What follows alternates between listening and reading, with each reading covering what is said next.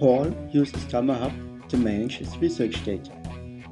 For him, most of the time, Gamma Hub just looks like a normal folder on his laptop, where he keeps his files.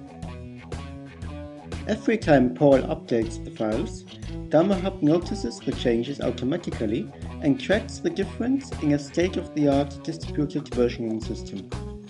It also saves the signature of the changes on a local private blockchain, so Paul is able to prove the state of his data at any point in time. To share data with his colleague Susan, Paul selects the folder with the data and invites her to host a copy. Gamma Hub then sends an invitation to Susan, who can import this data folder into her Gamma Hub system. Now, every time when one of them changes the data, their Gamma Hub client tracks the changes and sends the information to all researchers who participate in the study and host the client. Both keep a complete history of the project and both secure their data state to the private blockchain. Paul adds comments to the data so that Susan keeps up to date with the reasons for his changes. She as well can make comments on it and review Paul's work. Later, Paul realizes that he made a change to the data 2 weeks ago that probably was not a good idea. He uses Gamma Hub's versioning system to go back to the version and continues with it. But this bundled version is kept in the system so that if Paul ever changes his mind, he can go back anytime.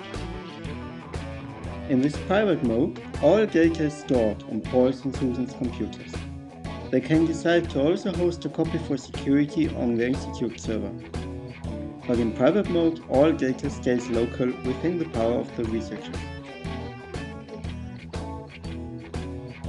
Paul then decides that it is time to make the data open. He selects the data folder, adds a suitable open license and important metadata, and makes it part of the open system of Gamma Hub with just a few clicks.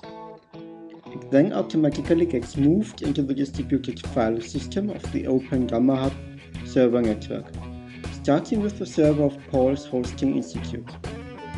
Other universities in the network notice the interesting new dataset and decide to host a local copy. This way, the network keeps lots of copies that keep stuff safe.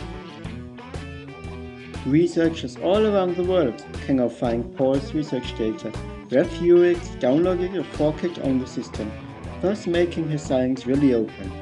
They are able to replicate Paul's research and question or confirm his conclusions and outcomes.